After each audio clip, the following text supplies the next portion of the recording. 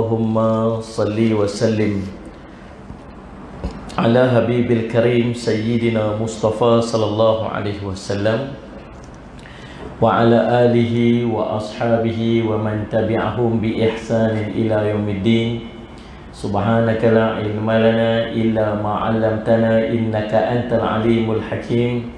Rabbi shrah li sadri wa yassir li amri wa hlul 'uqdatam min lisani yafqahu qawli. Bismillahi ma syaa Allah la yasuqul khaira ila Allah ma syaa Allah la yasrifu su'a ila Allah ma syaa Allah ma kana min ni'matin fa min Allahi ma syaa Allah wa la hawla wa la quwwata illa billah al-aliyyil azim. Allahumma anta rabbi la ilaha illa anta khalaqtani wa ana 'abduk wa ana ala ahdika wa wa'dika mastata'tu a'udzu bika min syarri ma sana'tu abu'u laka bi ni'matika 'alayya wa abu'u bi dhanbi faghfirli fa innahu la yaghfiru dhunuba illa anta. Bismillahilladzi la yadurru ma'asmihi syai'un fil ardi wala fis sama'i wa huwas sami'ul 'alim. Bismillahilladzi la yadurru ma'asmihi syai'un fil ardi wala fis sama'i wa huwas sami'ul 'alim. Bismillahilladzi la yadurru ma'asmihi syai'un fil ardi wala fis sama'i wa huwas sami'ul 'alim. Na'udzu bikalimatillahi tammati min syarri ma khalaq. Na'udzu bikalimatillahi tammati min syarri ma khalaq. Na'udzu bikalimatillahi tammati min syarri ma khalaq. Allahumma inna na'udzu bika minal baras wal junun wal judham wa min sayyi'il asqam. Allahumma inna na'udzu bika minal baras wal junun wal judham wa min sayyi'il asqam. Allahumma inna na'udzu bika minal baras wal junun wal judham wa min sayyi'il asqam. Wa sallallahu ala sayyidina Muhammadin wa ala alihi sahbihi wasallam. Alhamdulillah rabbil alamin. Sebelum tu nak minta hand sanitizer, tak boleh tak? Pegang macam ni. Alhamdulillah, puji syukur kita panjatkan kepada Allah SWT dengan limpah kurnia yang taufik di sisi Allah SWT. Kita dapat sama-sama berjumpa pada malam ni di Salih Al-Hasan Muhammad Negeri Sembilan ni. Alhamdulillah. Dan Salih Al-Hasan Muhammad, mudah-mudahan pertemuan kita pada malam ini akan mendapat keberkatan di sisi Allah SWT. Sebagaimana yang disebutkan oleh Tuan Pengerusi tadi ni. Okey, dah cukup alhamdulillah. Kita jaga SOP kita, insya-Allah duduk jaga. Inilah sebahagian daripada usaha kita lah kan. Duduk nak buat macam mana? Sekarang ni dah Selangor, KL, Putrajaya dah kena PKPB. Tak boleh keluar. Cerita dia, masjid semua tutup lah. Masjid tutup start malam esok. Masjid tutup, balik, apa semua program-program kuliah, ceramah semua off, tutup, sekolah tutup, semua tutup. Jadi semalam saya jemaah tuan-tuan, sekarang ni nak buat macam mana? Kita ikut SOP. Tu je cara dia. Ingatlah, saya pesan kat mana pun, tuan-tuan, Salih Al-Hasan Muhammad, waktu ni Salih Al-Hasan Muhammad dia kena duit. Kena duit. Ni bukan dia panggil apa? Mini love. Kalau mini love dah macam ni. Kalau dia gerak tu dia panggil duit. Duit apa? Duit doa, usaha, ikhtiar, tawakal. Waktu ni orang Islam ada satu kelebihan, nama dia doa. Doa adalah senjata orang mukmin. Waktu doa yang saya bawa tadi, ada 3 doa yang saya suruh angkat tangan tu doa kita jauh daripada wabak dan musibah. Yang pertama, bismillahilladzi la yadurru ma'asmihi syai'un fil ardi wala fis sama'i was samiul alim. Yang tu tolong amal 3 kali pagi, 3 kali petang. Tadi kita dah amal untuk malam ni yang Nabi sebut tentang Allah, dia tak akan tertimpa musibah. Tak. Sampai bila? Sampai esok. Esok pagi lepas subuh tolong buat balik. 3 kali pagi, 3 kali pagi, 3 kali petang.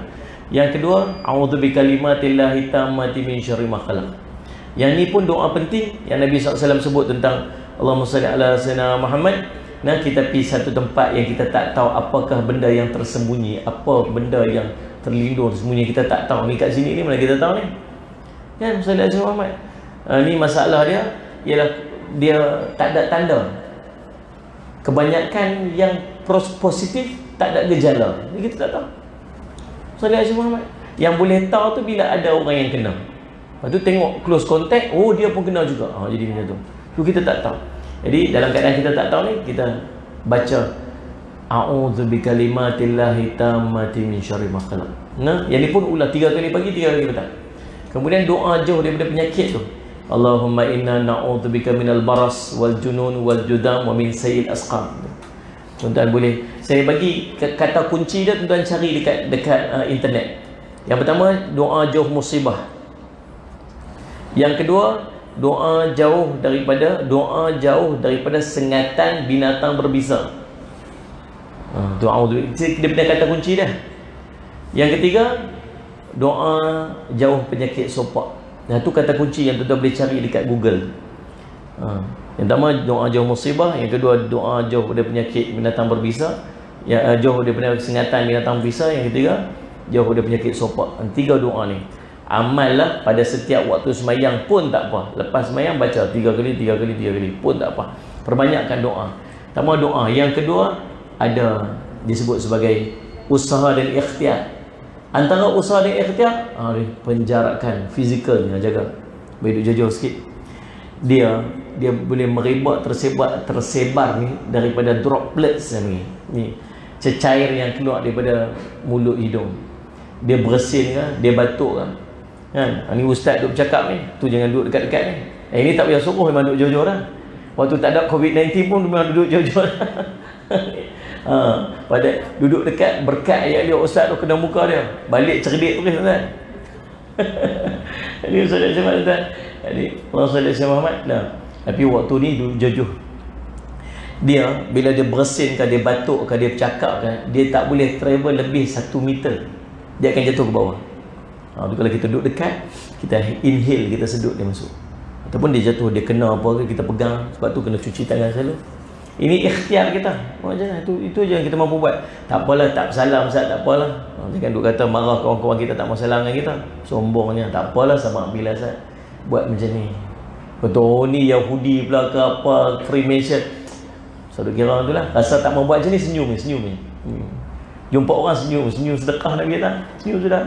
Saya cakap tak apalah, sabar bila Ustaz nak buat macam mana. Ikhtiar kita, ikhtiar. Yang duduk pergi tempat crowded sangat apa semua sebagainya. Saya macam mana?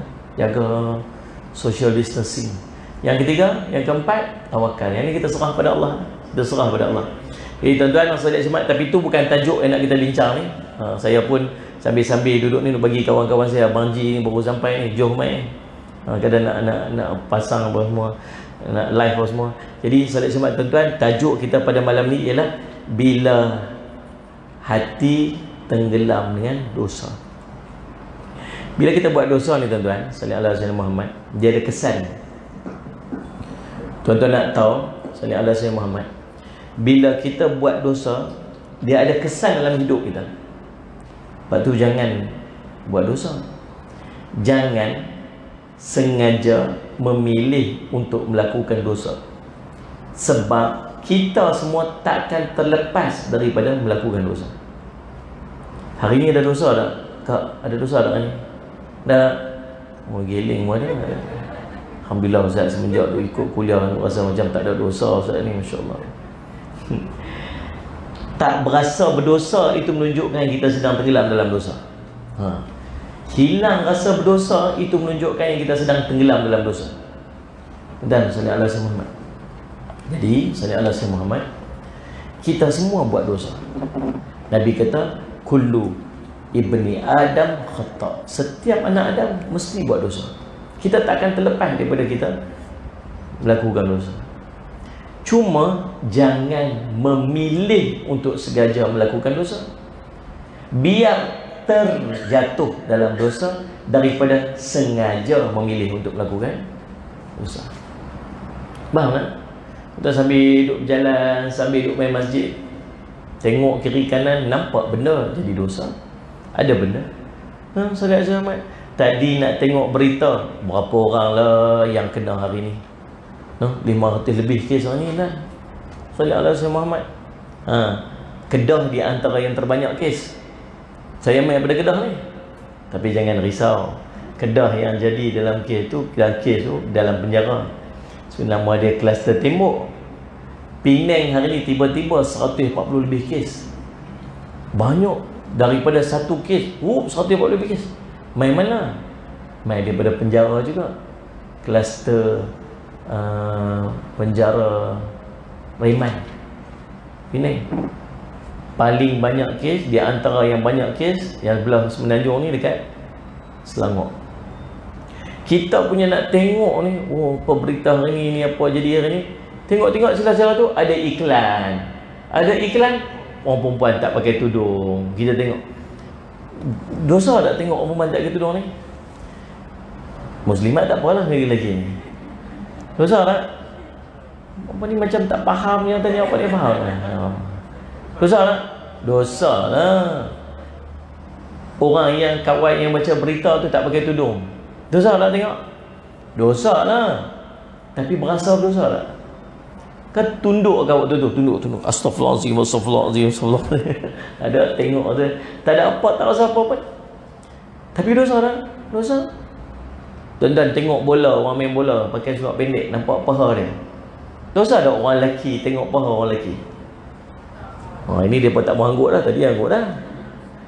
Dosa tak? Dosa, aurat. Antara pusat dengan lutut tu, aurat. Dosa. Tapi berasa berdosa tak? Tak berasa berdosa. Sebab kita sudah tenggelam dengan dosa tu. Tapi Allahumma salli ala Muhammad, tuan-tuan, dia tetap jadi dosa. Maka dalam keadaan kita kadang-kadang tak sengaja melakukan dosa, Nabi sebut, Allahumma salli ala Muhammad, khairun qatta'in at-tawwabun. Yang paling baik daripada kalangan orang yang melakukan dosa ialah orang yang bertaubat dengan dosa-dosa ni. Sebab tu kita kena continuously bertaubat, istighfar. Nabi kata, tubu ilallah, bertaubatlah kamu kepada Allah. Sesungguhnya aku bertaubat kepada Allah mi'atu marrat yauman, setiap hari 100 kali. Nabi SAW taubat kepada Allah sehari 100 kali. Nabi maksum, tak pernah buat dosa. Sallallahu alaihi wasallam, Nabi suruh kita bertaubat. Nabi bertaubat 100 kali sehari. Kita nak kena bertaubat patutnya lebih daripada tu lagi. Sebab setiap kita melakukan dosa, ada kesan dia dalam hidup kita ni. Lagi banyak dosa, lagi banyak kesannya. Cumanya bila hati kita tenang, kita mudah rasa kesan. Hati kita bersih, elok, jernih, kita buat dosa, terasa kesan tu. Tapi bila hati dah tenggelam dalam dosa, dia tak berasa dah kesan. Kesan tu ada, tapi dia tak berasa. Hari ini kita nak tengok, malam ni kita nak tengok, apakah tanda-tanda ataupun akibat apabila kita melakukan dosa dan maksiat. Ni kita nak tahu tu, nak tengok kesan ni ada tak kat kita. Yang pertama, Allahumma salli ala Sayyidina Muhammad, maksiat akan menghalang ilmu pengetahuan. Ilmu adalah cahaya, dan kemaksiatan dalam hati dapat menghalang dan memadamkan cahaya tersebut. Bukan setakat dia halang cahaya ni, hati ni dia lagu ni. Hati ni macam ni, hati macam ni, jernih. Kalau subhanallah kita melakukan dosa dan maksiat, dia akan tutup hati kita ni. Ni bawah ni jernih elok ni, yang atas ni dia tutup. Kalau cahaya dia main, ilmu tu dia cahaya dia main masuk ni. Dekat bawah sini dia boleh tulis masuk, dekat atas ni dia tak boleh nak masuk. Pasal apa? Pasal ada yang menghalang dia. Yang menghalang cahaya daripada masuk ni ialah dosa. Faham tak ni? Dan bukan setakat tu, yang duduk ada dekat dalam tu pun boleh terpadam. Dia duduk dekat dalam tu elok dah. Waktu kita mengaji hari tu ni, waktu tu dosa tu tak tutup lagi, dia masuk main duduk kat dalam hati kita ni. Tapi bila kita buat dosa, dia padam tu, yang duduk kat dalam tu. Yang duduk dalam boleh padam, yang duduk luar tak boleh masuk. Kesan daripada dosa. Ketika Imam Malik melihat kecerdasan dan daya hafaz Imam Syafi'i yang luar biasa, lalu Imam Malik berkata, aku melihat Allah telah menyiratkan cahaya dalam hatimu. Wahai anakku, janganlah engkau padamkan cahaya itu dengan maksiat. Allah SWT.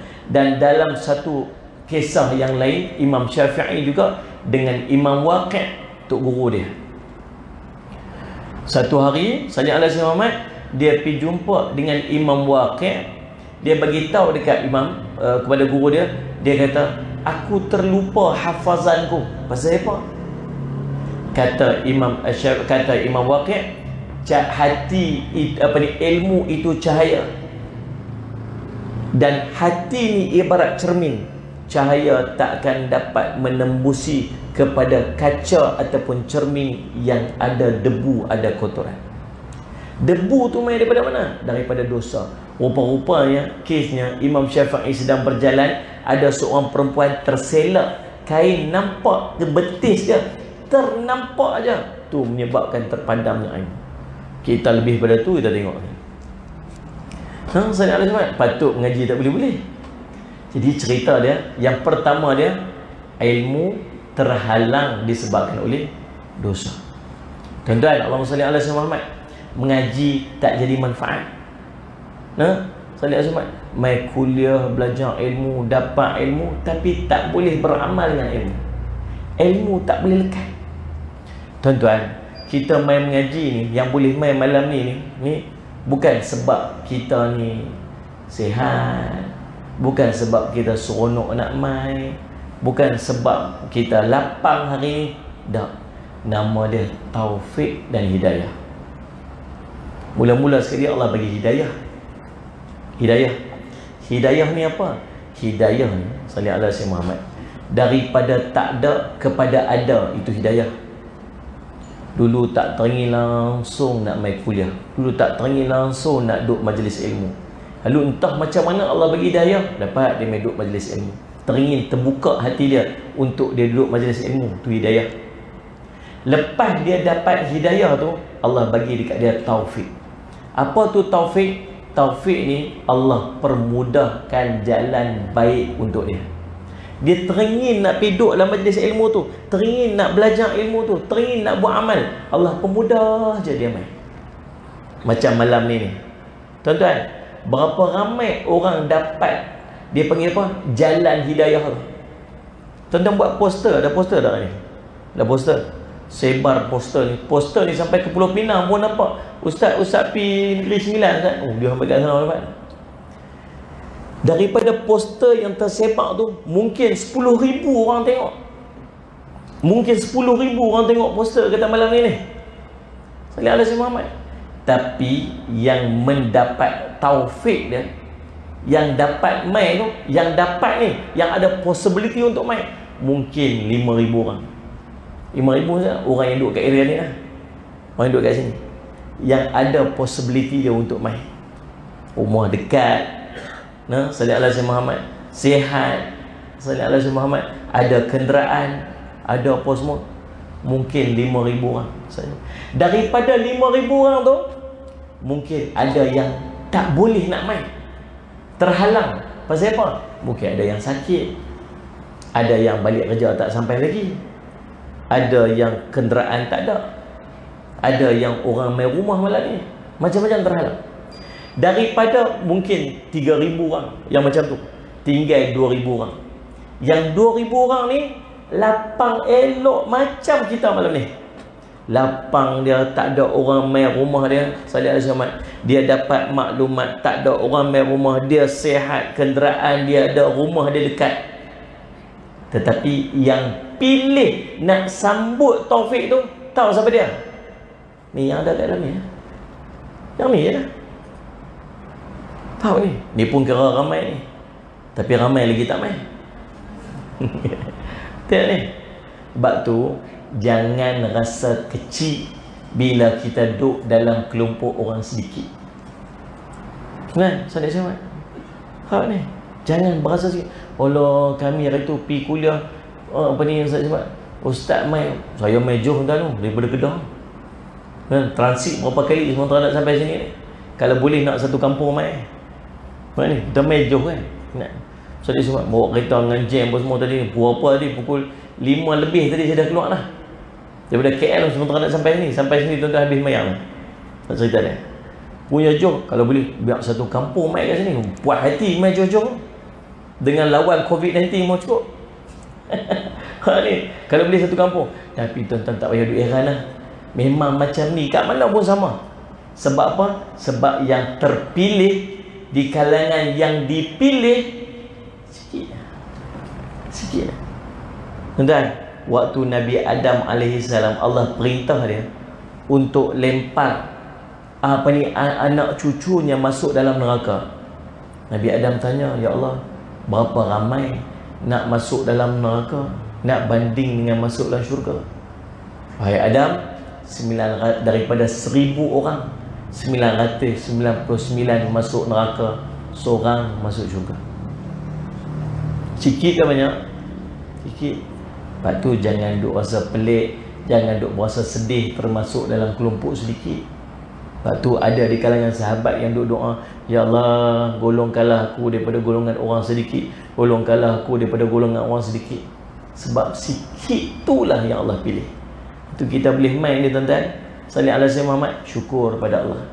Syukur pada Allah semua. Allah dalam ramai-ramai. Kita main mana ni sebenarnya ni? Kita main mana ni? Main rumah Allah tuan-tuan. Main rumah Allah ni. Kalau daripada ramai-ramai yang duk ada ni, orang jemput pi ke istana sultan, masa hebat tak? Hebat. Ni nak pi mana ni? Siap-siap ni. Oh, nak pi istana tu, sultan panggil. Masa hebat. Ni yang main ni sultan kepada segala sultan. Sayyidina Nabi Muhammad. Nah, bos kepada segala bos. Siapa? Allah. Lagi hebat. Patut tuan-tuan patut rasa hebat, rasa bangga tuan-tuan main tempat hebat ni.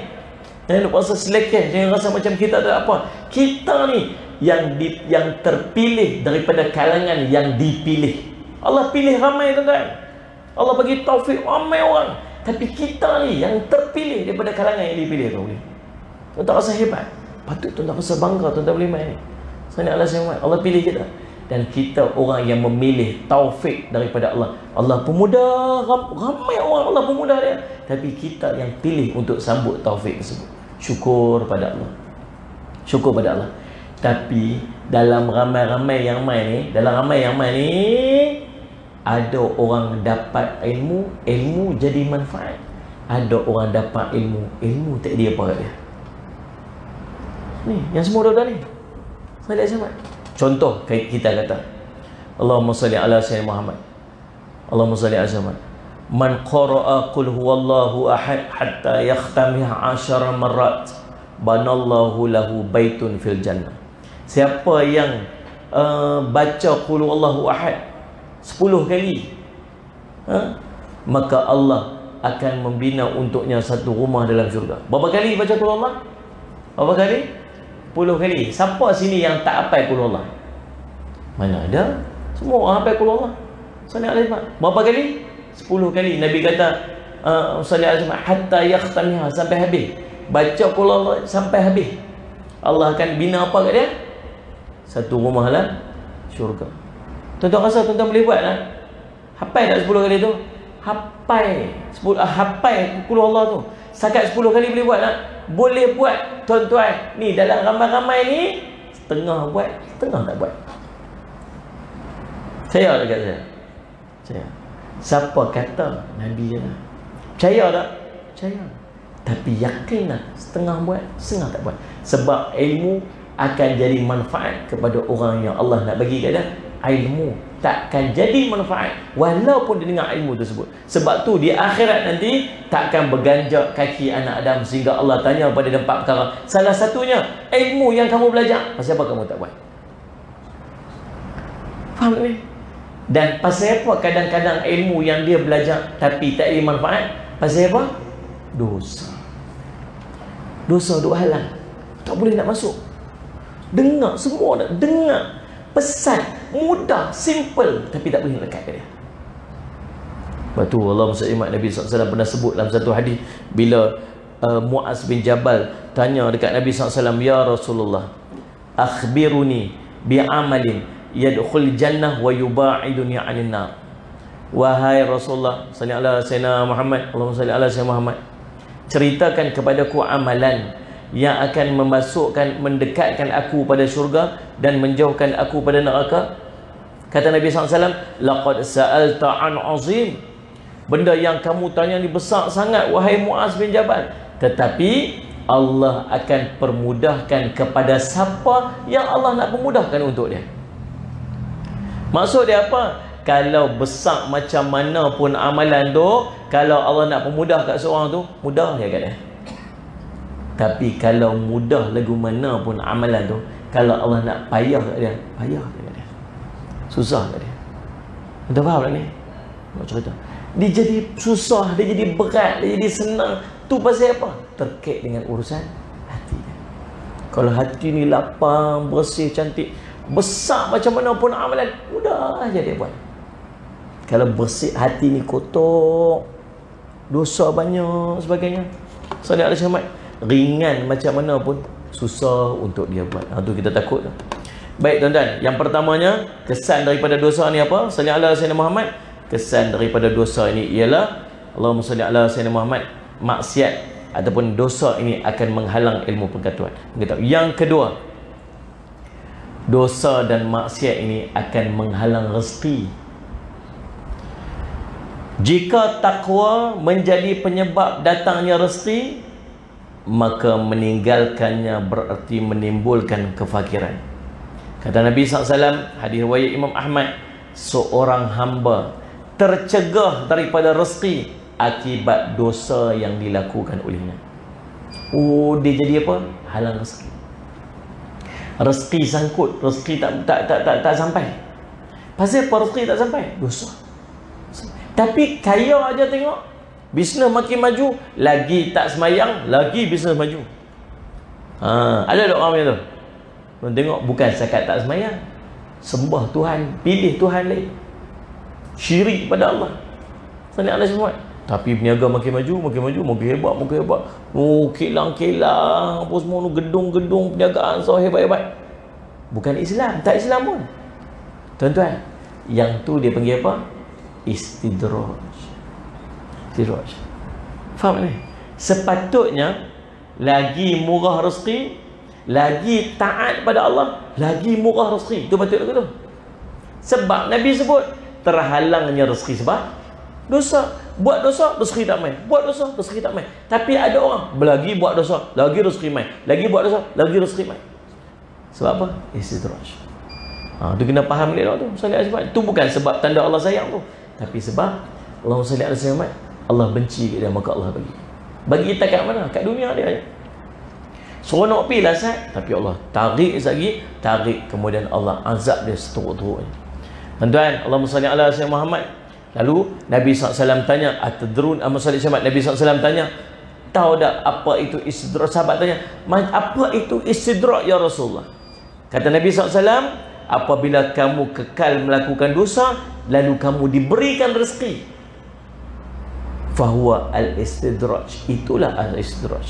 Kamu buat maksiat, kamu dapat rezeki.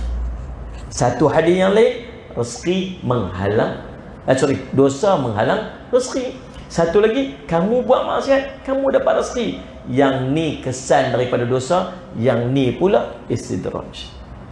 Faham tak? Tuan-tuan, nak rezeki murah, jaga.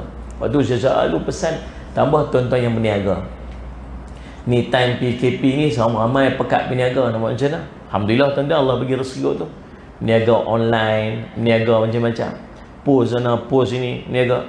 Belajar berniaga. Pasal apa? Pasal dah tak ada yang kena berhenti kerja apa sebagainya. Nak dapat berkat pada perniagaan, jaga jangan buat dosa. Yang ketiga, Allahumma salli ala sayyidina Muhammad, Allahumma salli ala sayyidina Muhammad. Maksiat ataupun dosa akan menyebabkan kita makin jauh daripada Allah. Dia menimbulkan jarak di antara kita dengan Allah. Diriwayatkan ada seorang lelaki yang mengeluh kepada seorang arif tentang sunyinya jiwa dia. Lalu sang arif pun berpesan, jika kegersangan hatimu akibat dosa, maka tinggalkanlah dosa tersebut.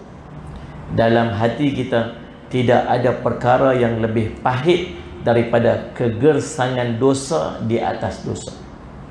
Tahu tak? Bila kita dekat dengan Allah, hati kita ni sentiasa rasa dipenuhi dengan kasih sayang Allah. Pernah tak tuan-tuan rasa gersang, hati rasa gersang? Kita rasa macam kita tak ada tempat bergantung. Ni ada seorang ni duduk mesej kat saya. Salih Allah Syahmat. Ustaz, hati tengah gelisah ni Ustaz, hati rasa tengah gelisah ni, rasa macam tak reti nak gambar waktu, rasa kosong, rasa macam semua orang tak sayang dia, rasa semua orang tak mau tengok dia, rasa semua orang benci dia. Tak ada, benar tak rasa tu? Hati gersang ni. Hati gersang. Dia pergi, hati dia tak tenang, bangkit, bangun pagi tu rasa macam semua orang tak sayang kat dia.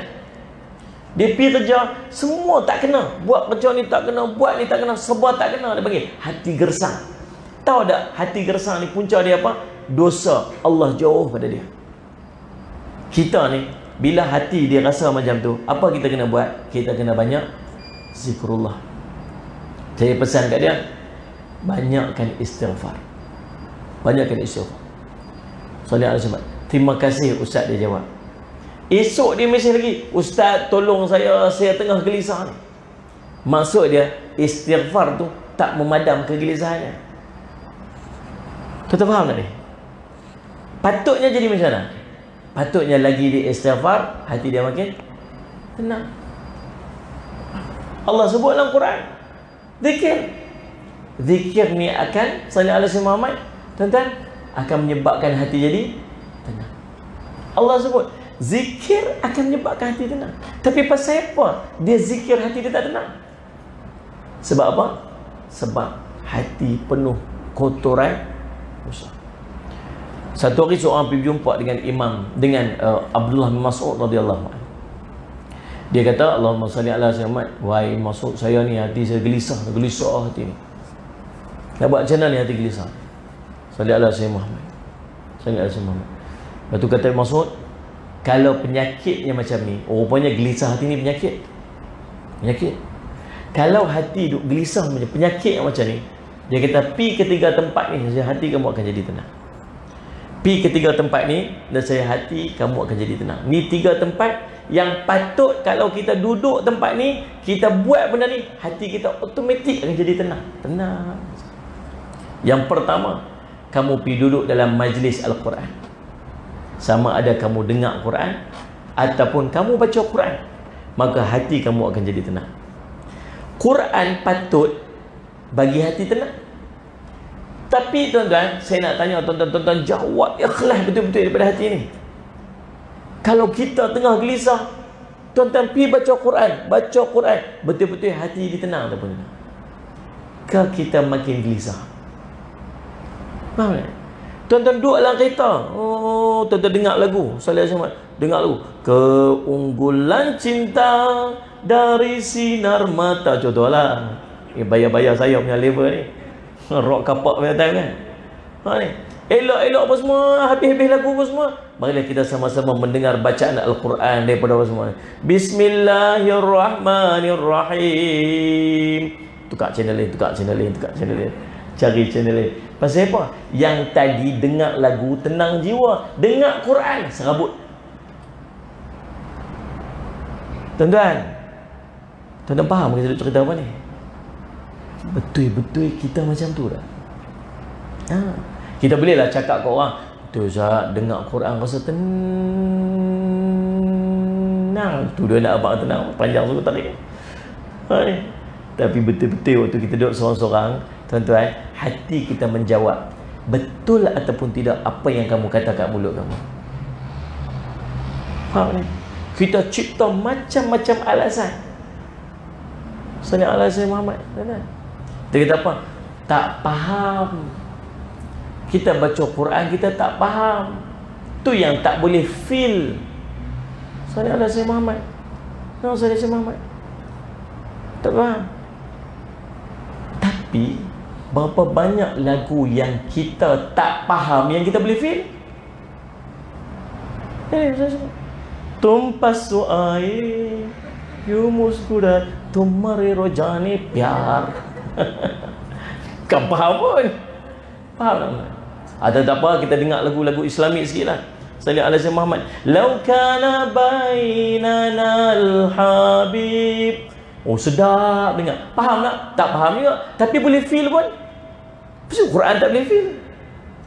Bukan masalah Quran, bukan masalah lagu, masalah hati. Oh, cerita dah Sallallahu alaihi Muhammad. Patutnya dengar Quran boleh sedap tak? Sedap. Patut dengar Quran feel. Bila hati kita jernih, hati kita bersih, bacaan Quran tu akan masuk dalam hati kita ni. Tapi masalah dia, hati kita kotor. Orang lain boleh feel dengan Quran, orang lain boleh menangis dengan Quran, kita tak boleh menangis pun dengan Quran. Sallallahu alaihi Muhammad. Faham tak ni? Allah Rabbi Azim. Yang kedua, kata masuk pergi mana? Pergi duduk dalam majlis ilmu, hati kamu akan jadi tenang. Duduk dalam majlis ilmu, hati jadi tenang. Tuan-tuan duduk dalam majlis ilmu, tenang tak ni? Tenang tak? Tenang tak? Kamu tak anggur. Tenang tak? Oh, tenanglah, baru pukul 8 suku.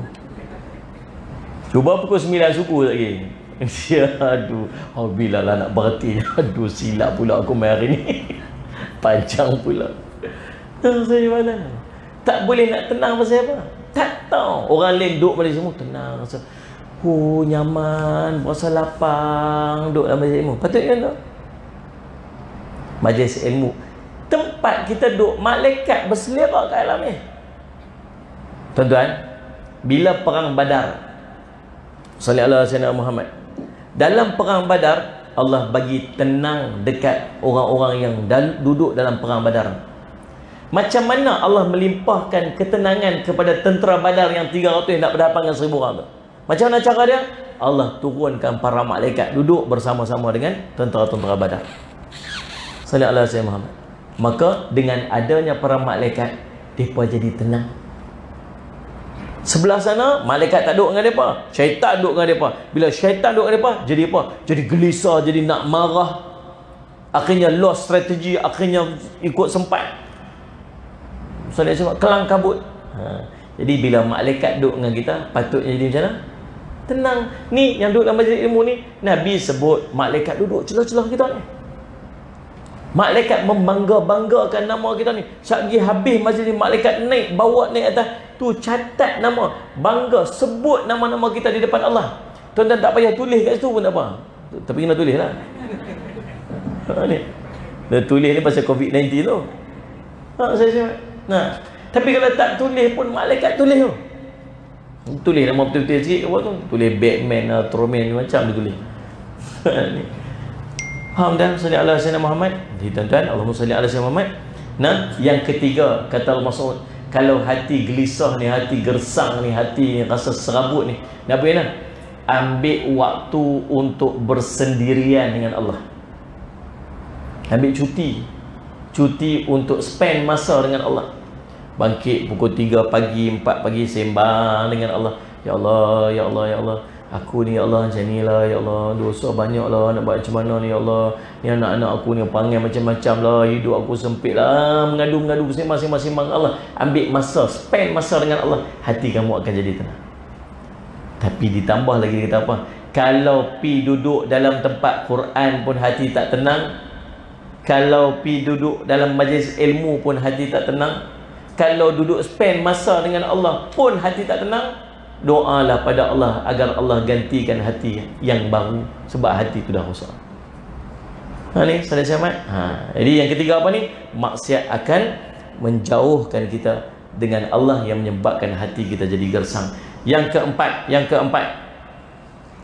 maksiat akan menyebabkan, sallallahu alaihi wasallam, maksiat akan menjauhkan si pelakunya dengan orang-orang yang baik. Orang baik akan makin jauh dengan orang yang buat maksiat. Sallallahu alaihi wasallam Muhammad.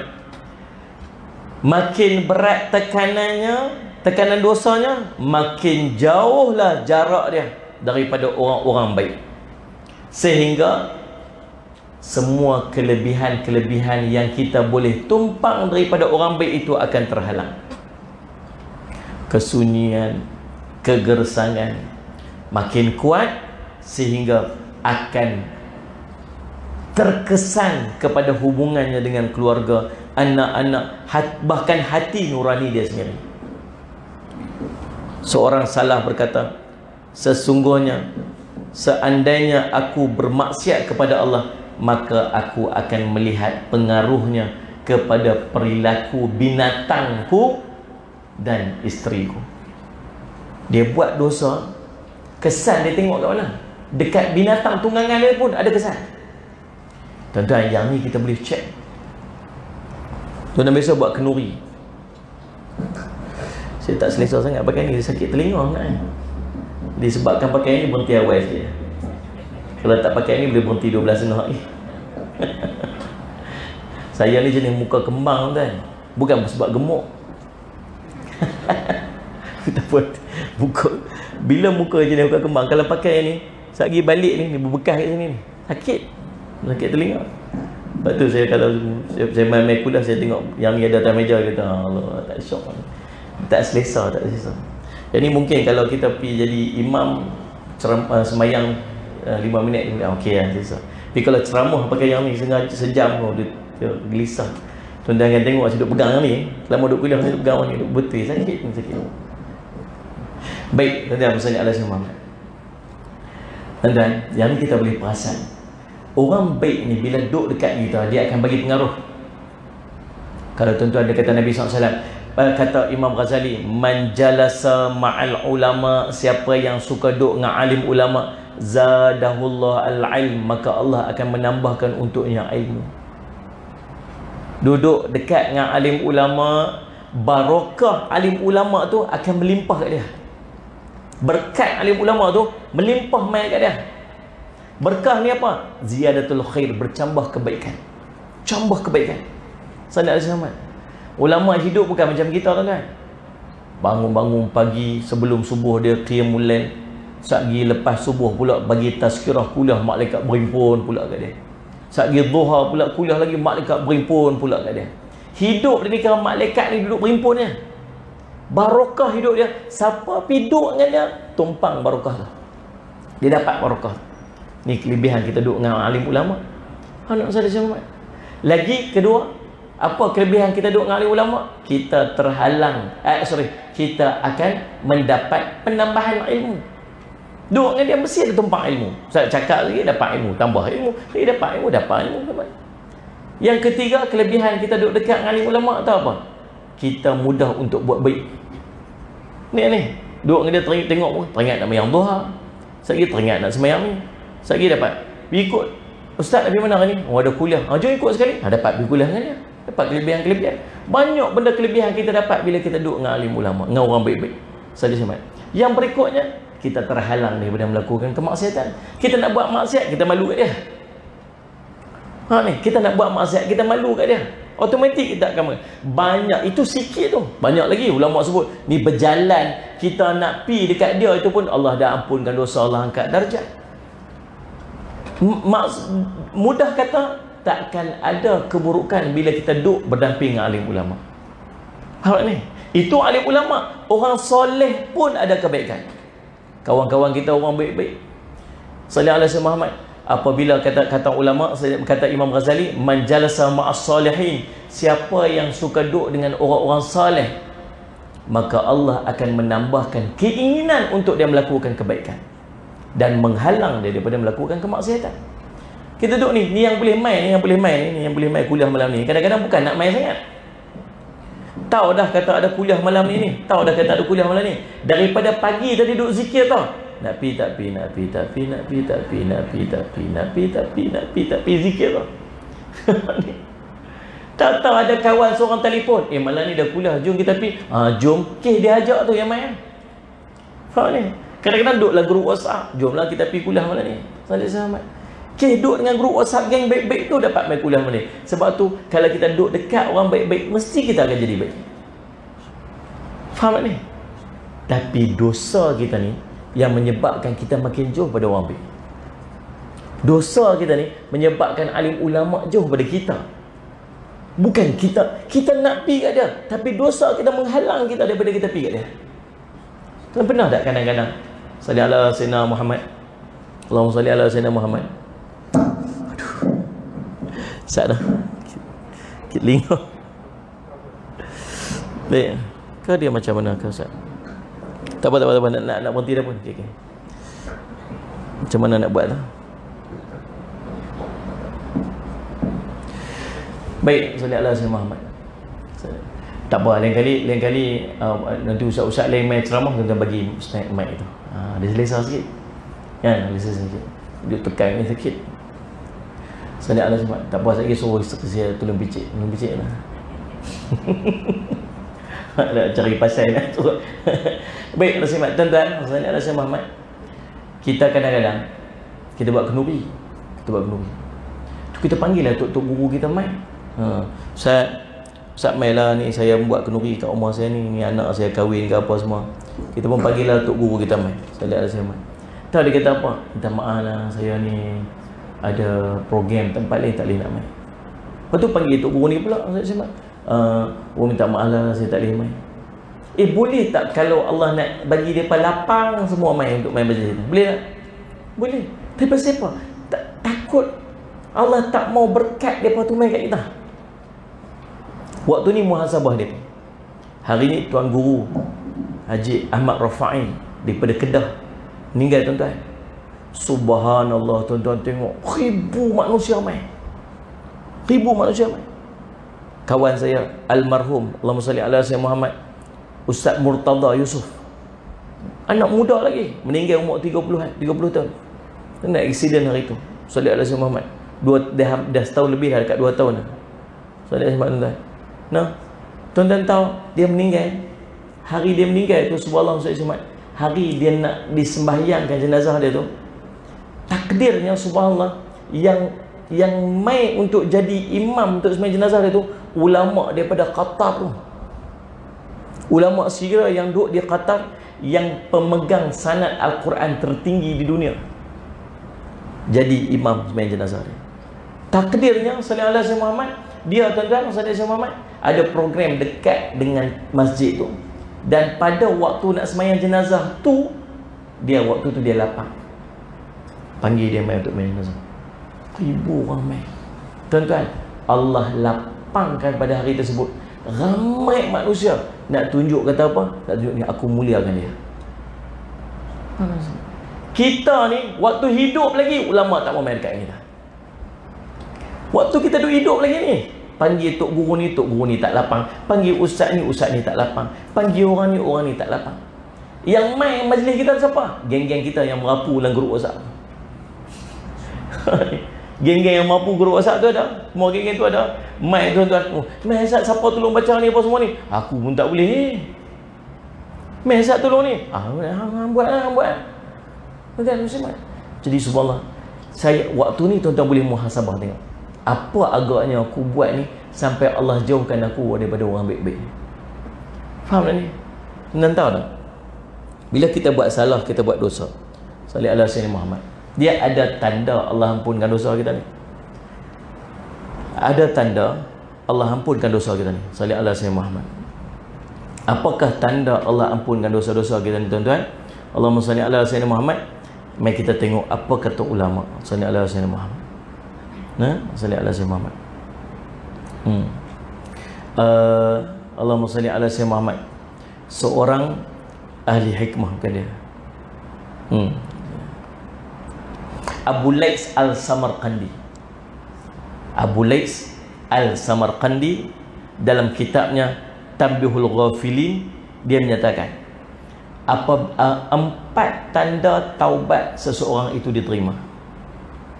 Yang pertama, salli ala sayyidina Muhammad, Allahumma salli ala sayyidina Muhammad, dia dapat mengawal lidahnya daripada mengucapkan perkara-perkara yang tidak jadi manfaat, apatah lagi mengumpat, ribah dan sebagainya.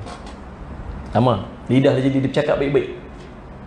Yang kedua, hilang rasa hasad dengki kat orang. iri hati, dengki, benci, hilang. Yang ketiga, yang ni, salih ala Sayyidina Muhammad, apa dia? Dia dijauhkan daripada orang-orang yang tak baik. Maksudnya, bila kita istighfar, kita minta ampun, nak tahu tanda bahawa taubat kita terima, yang main dekat kita ni orang baik-baik.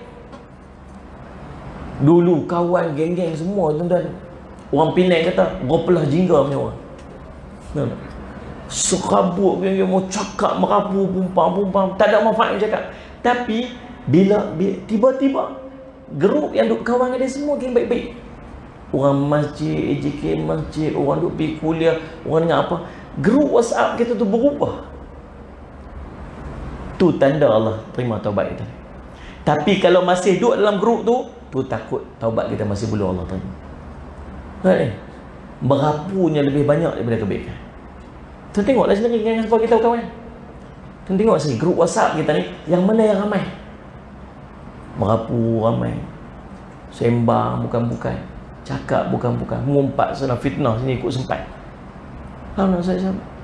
Ataupun dalam grup tu yang tiap-tiap hari duk peringat tentang tazkirah, kuliah, saya lihat semua kebaikan-kebaikan. Itu menunjukkan bahawa taubat kita Allah terima. Tuan-tuan nilai sendiri ya. Sekali tuan-tuan scroll tengok grup WhatsApp kita yang 283 grup WhatsApp duk dalam punya banyak. Dia tengok tu, ni geng apa? Ni geng sekolah.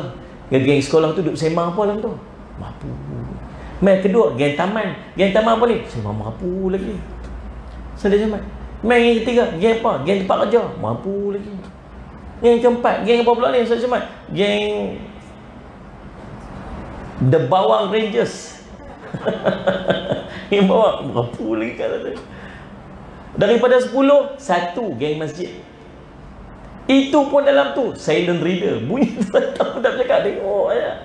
Kadang-kadang sampai 84 mesej tak baca. Grup tu bukan dia duduk tengok pun. Faham tak?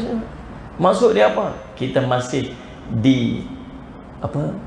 dikerumuni ke? Masih duduk di kalangan kita ni orang yang tak baik berbanding dengan orang baik. Takut itu tanda yang taubat kita masih belum Allah terima. Sebab automatically kalau Allah taubat kita Allah terima, yang duduk di kanan kita ialah orang baik-baik. Dan yang keempat, kata Imam Abu Laith As-Samarqandi, dia sebut apa? Tanda bahawa taubat itu Allah terima, dia selalu beristighfar dan menyesali dosa-dosanya. Pasal apa? Pasal apa dia beristighfar? Sebab lagi dia bertaubat, makin bersih hati dia, makin dia berasa dia banyak dosa. Bila dosa dia banyak, dia tenggelam dalam dosa, dia tak berasa berdosa. Tu yang menyebabkan dia tak rajin istighfar. Faham tuan-tuan? Jadi dalam Ustaz sebab tuan-tuan, maksiat akan menjauhkan pelakunya daripada orang baik-baik. Yang kelima, maksiat akan menyulitkan urusan. Dosa dia makin menyebabkan urusan jadi susah. Nak buat apa pun jadi susah. Jadi susah, sulit. Pasal apa? Sebab dia berlawanan dengan takwa. Takwa, lagi dia dekat dengan Allah, dia taat semua perintah Allah, dia jauh semua larangan Allah, urusan dia mudah saja. Wa may yattaqillaha yaj'al lahu makhraja wa yarzuqhu haitsu la yahtasib. Surah ayat apa tu? Surah ayat apa? 1000 dinar. Banyak duit tu. 1000 dinar. Barang siapa bertakwa pada Allah, maka Allah akan melepaskan daripada kesempitan. Dan Allah akan memberikan jalan rezeki daripada arah yang tidak disangka-sangka. Maksudnya kalau dia duduk dalam takwa, Allah mudah aja urusannya, mudah aja Allah bagi mudah. Nak buat apa mudah. Tapi kalau dia duduk dalam maksiat, semua benda jadi susah. Nak buat kau ni susah, buat kau ni susah. Terus saya tengok dah kadang-kadang orang soleh. Saya lihat macam mana. Kira payahlah nak buat, kami duk buat macam-macam, duk dia tak lepas-lepas. Dia main sekali je, mudah. Mudah. Pasal apa mudah? Allah pun mudah kat dia. Pasal apa Allah mudah dah? Sebab dia soleh, dia dekat dengan Allah. Mudah. Kita semua payah. Payah ni payah, pidil tu payah ni payah. Pasal apa payah ni? Dua benda je payah ni tuan-tuan. Kita buat benda ni jadi payah ni dua sebabnya. Yang pertama, sebab benda tu tak baik kita. Benda kita buat tu bukan sebab kita tak baik, benda yang kita nak buat tu tak baik. Kalau kita dapat benda tu rosak kita, maka Allah bagi payah tu bukan sebab Allah benci, tapi sebab benda tu Allah tahu benda ni akan tak baik kita, maka Allah bagi payah. Yang kedua, payah pasal apa? Pasal banyak dosa.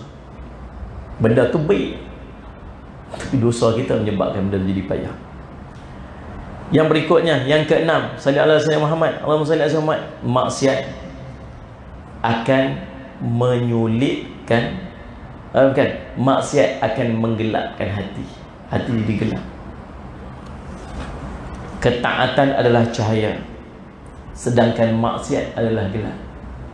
Tu Allah sebut dalam Quran banyak kali, minadh-dhulumati ilan nur. Allah mengeluarkan daripada kegelapan kepada cahaya yang terang. Sallallahu alaihi wasallam. Cahaya ni apa? Tunjuk. Cahaya ni, tuan-tuan biasa naik motor malam-malam nak pergi masjid, nak pergi mana-mana, tiba-tiba lampu motor padam, dengan jalan lampu tak ada. Saya Muhammad, lampu jalan tak ada, lampu motor pula terpadam, jadi macam mana? Silap-silap berjatuh dalam parit tu. Betul kan? Habis tu kalau ada lampu satu tu, terang jalan elok je sampai. Itulah cahaya sallallahu alaihi Muhammad. Hak ni, saya Muhammad. Dalam kehidupan kita, kita punya banyak option, pilihan. Tadi nak main kuliah tadi ni, nak pakai baju apa? Baju warna apa? Baju warna, ni warna apa baju ni? Saya tak tahu dah, kelabu ke apa? Pilih, isteri pilih je nak pakai baju apa, baju apa ni. Nak pakai baju ni, pakai baju ni, baju ni. Option. Nak main ni naik apa ni? Naik motor ke, naik kereta? Option. Di antara option pilihan paling besar yang kita buat dalam kehidupan kita, tahu apa dia? Memilih suami dulu ni, pilih isteri dulu ni. Faham ni? Tu antara pilihan yang kita buat yang paling besar ni, yang beri impact pada kita ni berapa puluh tahun kita hidup. Tu kesan daripada pilihan kita waktu nak berkahwin dulu. Tuan-tuan, ada orang yang dia memilih bukan atas nafsu dan keinginan dia, tetapi dia memilih dengan bimbingan Allah dia. Dan dia buat keputusan tu atas bimbingan Allah. Allah yang dorong dia untuk pilih yang tu, sebab Allah sayang kat dia. Ni orang yang mendapat cahaya petunjuk dia ni. Saya cakap. Lepas tu tuan-tuan, satu benda yang kita selalu tinggal tau, yang kita tak ambil berat tau. Ada satu benda yang kita tak ambil berat. Tahu apa benda? Istikharah. Nabi SAW ajak dekat kita, nak buat pilihan apa pun, istikharah. Istikharah. Kita cenderung hati. Hati saya cenderung kot ni, saya buat ni. Saya buat. Dah, Nabi ajak apa? Istikharah. Ada orang tak berani buat istikharah, dia takut keputusan istikharah tu tak sesuai dengan apa yang dia nak. Saya buat. Kau buat istikharah lagi, itulah ustaz. Buat dah lagi, itulah ustaz. Pasal apa? Itulah. Tak, saya takut ustaz, kalau saya buat lagi ni, dia tak sesuai dengan apa yang kita nak. Buat istikharah ni tuan-tuan, jangan buat keputusan dulu.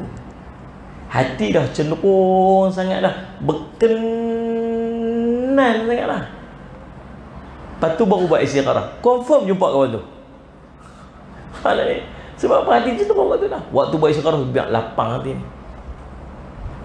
Bukan cerita istikharah tu nak kahwin saja tuan-tuan. Istikharah dalam apa saja benda sekalipun. Bila ada bertembung di antara pilihan, istikharah. Pilih. Biar siapa tolong pilih kita? Allah tolong pilih. Waktu dapat keputusan istikharah tu, pegang elok. Ni panduan Allah bagi kita ni. Faham ni Ustaz? Tapi ada orang yang dalam hidup dia, apa saja keputusan dia buat, Allah yang tolong pilih dia. Siapa orang ni? Orang yang Allah sayang, berdalilkan kepada satu hadis Nabi SAW. Nabi SAW cerita, yang Allah menyebutkan bahawa barang siapa yang melaksanakan, bersungguh melakukan ibadat sunat sehingga aku pun mencintai dia, maka akulah yang akan menjadi matanya yang dengan mata itu dia melihat. Akulah yang akan menjadi pendengarannya yang dengan itu dia mendengar. Akulah yang menjadi tangannya yang dengan tangan itu dia memegang. Akulah yang menjadi kaki yang dengan kaki itu dia berjalan. Setiap daripada permintaannya aku akan tunaikan, dan apabila dia minta pertolongan aku akan berikan kepada dia pertolongan. Ni orang yang Allah kasih sayang. Maksud dia nak tengok apa, Allah yang buat keputusan apa yang terbaik untuk dia tengok. Hebat orang ni. Dia nak dengar apa, Allah yang pilih yang mana yang sesuai untuk dia dengar. Dia nak pegang apa, Allah yang guide tangan dia untuk pegang. Subhanallah, orang ni hidup dalam bimbingan Allah. Faham ni? Lawan dia siapa? Orang yang buat dosa, Allah tak bimbing dia. Allah tak bimbing dia. Dia buat keputusan ikut hawa nafsu dia. Salih ala Sayyidina Muhammad. Maka tuan-tuan, salih ala Muhammad, hati jadi gelap. Ibnu Abbas berkata, salih ala Sayyidina Muhammad, sesungguhnya perbuatan baik itu akan mendatangkan cerah pada wajah dan cahaya pada hati. Allahumma salli ala Sayyidina Muhammad. Sungguhnya perbuatan baik itu akan mendatangkan cerah pada wajah. Dia panggil apa? Nur. Nur pada wajah. Nur pada wajahmu. Macam tajuk lagu pula dah. Kan? Nur. Nur pada wajah ni tuan-tuan bukan cerah. Amboi, putihnya maklum ni. Pakai ku putih. Dululah, dah tak ada lah. Pakai produk apa putih muka tu. Ataupun bukan nur ni kalau tutup lampu cerah suluh, tutup slide. Ni, dah di nur Allah bagi. Tengok muka dia tu berseri je. Allah bagi dah. Waktu hidup dia nampak dah. Kadang-kadang boleh tengok orang ni. Nampak seri wajah dia ni, Allah. Dia tengok, tuan-tuan tengok muka alim ulama, muka tuan-tuan alim ulama, tutup guru. Muka seri je Allah bagi. Tak payah pakai produk apa, muka Allah bagi seri je. Seri je wajah. Faham tak? Nur, dia bagi nur Allah bagi. Dia main mana? Baik, perbuatan baik. Yang kedua, cahaya pada hati. Cahaya pada hati ni, dia panggil Salih al-Syahmat, dia ada pandangan mata, dia ada pandangan hati. Hati dia cerah. Salih al-Syahmat. Yang ketiga, dia main apa ni? Dia main kekuatan badan. Tubuh jadi kuat. Salih al-Syahmat. Buat maksiat, tubuh jadi lemah. Buat baik, tubuh jadi segar. Itu yang berlaku kepada seorang nama Allahumma salli alaihi wasallam, Imam Salih al-Syahmat Abu Suja' al-Asfahani. Tua dah 100 tahun lebih dah usia dia, Salih al-Syahmat, tapi sihat, mata cerah, telinga dengar elok, tubuh badan sihat. 100 tahun lebih duduk khidmat kat Masjid Nabawi. Dulu waktu dia muda dulu, jadi menteri, jadi wazir, jadi mufti, jadi ulama hebat. Orang tanya dia, Syekh, apakah amalan, tips, petua apa yang sampai tua-tua ni badan sihat, cegah elok lagi ni? Dia kata, aku jaga anggotaku pada usia mudaku, maka Allah menjaga anggotaku pada usia tuaku. Dia jaga maksiat melemahkan badan. Sihat badan, Allah. Pasal sihat ni, jaga tubuh badan daripada dosa. Lagi dia dapat apa? Dan kata Ibnu Abbas radhiyallahu anhu, kecintaan. Buat baik ni, dia mudah dicintai oleh orang, suka kat dia. Betul lah tuan-tuan, logik lah. Tuan-tuan buat baik, orang suka lah. Orang baik, orang suka lah. Suka lah. Susah orang tolong, waktu sakit orang ziarah, orang doa dia. Cuba orang jenis perangai buruk ni, meluat mana. Tengok ni, Salih cepat. Siapa sakit tu? Oh tu dia tu sakit, padam muka dah, biar dia mati cepat sikit, senang sikit. Aman dunia bukan doa dia mati je. Dia mati bukan buat kenuri. Kenuri apa? Kenuri kesyukuran. Bukan kenuri tahlil. Sebaliknya perbuatan buruk itu mengundang ketidakceriaan pada raut muka. Orang maksud muka dia hilang seri. Kemudian Salih ala Sayyidina Muhammad, Allahumma salli ala Muhammad, kegelapan dalam kubur dan gelap hati. kelemahan pada badan, susutnya rezeki dan kebencian makhluk. Tuan-tuan, jadi semua tuan, saya rasa cukup dekat tu lah. Cukup dah, tu pun banyak lah tu. Cukup dah tu. Solat semat tuan-tuan.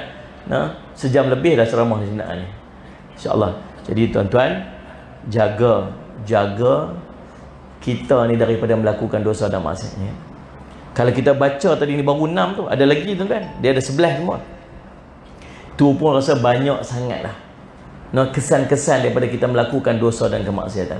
Lepas tu cubalah sedaya upaya kita ni daripada kita jangan melakukan kemaksiatan. Buat baik, buat baik. Belajar untuk jadi orang baik. Tak rugi sikit pun jadi orang baik. Tuan-tuan, salih Azam Muhammad. Peringkat mula, jaga yang wajib. Jaga wajib. Yang wajib ni jaga elok. Yang kedua, tinggal benda haram. Benda haram semua. Kalau sebut haram, tinggal. Yang besar ke, yang kecil ke, tinggal. Kemudian belajar pula meninggalkan yang syubhah. Belajar tinggal syubhah. Peringkat mula, ulang balik. Peringkat mula, jaga yang wajib. Bukan buat yang wajib, jaga. Ada beza di antara jaga dengan buat. Semayang zuhur pukul 4 petang pun buat semayang zuhur. Dak, jaga ni mayang awal waktu, dia panggil jaga. Yang kedua, tinggal yang haram. Yang ketiga, belajar buat yang sunat, perbanyakkan sunat. Yang keempat, tinggal yang syubhah. Ni peringkat mula dulu. Peringkat mula dulu. Solat Jumaat, belajar buat ini. Mudah-mudahan insya-Allah kita termasuk daripada kelompok orang-orang yang Allah redha, Allah pandang, Allah sayang. Amin ya rabbal alamin, insya-Allah. Tuan-tuan, terima kasih banyak-banyak pada pihak surau yang sudi untuk jemput saya pada malam ni. Saya minta ampun, minta maaf salah dan silap, insya-Allah. Mudah-mudahan jadi manfaat sebaiknya kepada kita ni, insya-Allah. Salih Ahmad dan tuan-tuan, kita sama-sama berdoalah agar Allah angkat wabak ni daripada kita dan Allah jauhkan kita ni daripada wabak penyakit ni. Salih Ahmad yang kita tak tahu dia boleh kena pada kita dalam keadaan kita sedar dan kita tak sedar, insya-Allah. Dan kita pada malam juga kita nak doakan kesembuhan yang sebaiknya kepada dua sahabat, Muhammad Zikri bin Zulkifli dan Muhammad Ashraf Naim bin Zulkifli. Sakit ke apa? Sakit tu siapa? Sakit? Apa dia? Tak dengar? Dalam badan? InsyaAllah. Muda-muda lagi ni, nama macam muda-muda. Ya. Baik. Bismillahirrahmanirrahim. Alhamdulillahirabbil alamin wassalatu wassalamu ala rasulil amin sayyidina Muhammadin wa ala alihi washabihi ajmain. Allahumma rabban nas azhibil ba'sa ishfi anta syafi la shifa illa shifauka shifaan la yughadiru saqama. Allahumma rabban nas azhibil ba'sa ishfi anta syafi la shifa illa shifauka shifaan la yughadiru saqama. Allahumma rabban nas azhibil ba'sa ishfi anta syafi la shifa illa shifauka shifaan la yughadiru saqama wala adama. Wa sallallahu ala sayyidina Muhammadin wa ala alihi wasallam. Walhamdulillahirabbil alamin. Tuan-tuan, jadi sebelum tutup majlis saya nak minta sikit masa, nak minta tolong tuan-tuan. Saya ni buat madrasah dekat Kedah, Bandar Baru Kedah, dan saya madrasah saya tu ada tahfiz, ada warga emas, ada pelajar pra-tahfiz sebagainya, ramai dekat dalam tu. Semenjak 2011 saya buka madrasah ni, dan saya tak kenakan yuran, tak ada yuran dekat madrasah saya ni. Jadi kalau orang tanya dekat mana pendapatan saya, saya tak hajat untuk tuan-tuan bagi wakaf ke sumbangan ke apa, tak, saya tak mau. Cuma saya nak minta tolong kami buat jualan produk susu kambing. Susu kambing ni saya buat bentuk tepung. Tuan-tuan, dalam susu kambing tu saya masukkan beras perang. Sebenarnya saya buat susu kambing tu untuk keperluan saya. Saya banyak travel, kadang tak sempat makan. Jadi saya buat susu kambing, saya masukkan beras perang untuk bagi kenyang perut. Kemudian saya masukkan kurma untuk ganti gula. Sebab saya tak mahu letak gula kat dalam tu, saya nak manis. Dan kurma ni dia bagi tenaga segera. Jadi kurma saya masuk dalam tu, dan saya masukkan ginkgo biloba. Dia paket macam tu, tuan-tuan bancuh dalam cawan. Jangan bancuh dalam gelas, bancuh dalam cawan. Cawan tu dia punya saiz saja. Sedap sikit, bancuh dalam gelas dia dah hilang rasa dia. Dia dah tawar. di Banculan Cawan. Tuan-tuan jadikan amalan pada setiap hari. Orang yang tak biasa minum susu kambing, insya-Allah boleh minum yang ni sebab dia tak ada bau hamis kambing. Dia bau beras tu lebih pada bau susu hamis kambing tu. Dan anak kita seawal 2 tahun boleh minum sampailah warga emas, insya-Allah. Baik untuk kesihatan dan sebagainya. Tuan-tuan jadikan amalan pada setiap hari. Yang main dekat kita ni adalah ejen yang berdekatan dengan sini. Kalau tuan-tuan habis ni, tuan-tuan boleh order kat dia, tuan-tuan boleh minta, nanti dia main hantar pada tuan-tuan, insya-Allah. Saya harap tuan-tuan dapat bantu saya sikit ya, untuk bahagian yang tu, dan kita sedang buat dengan harga promosi, insya-Allah. Saya ucap terima kasih lagi daripada pihak surau. InsyaAllah kita jumpa lagi di lain masa ketika, insya-Allah. Aqulu qauli hadza wa astaghfirullah li wa lakum. Wassalamualaikum warahmatullahi wabarakatuh.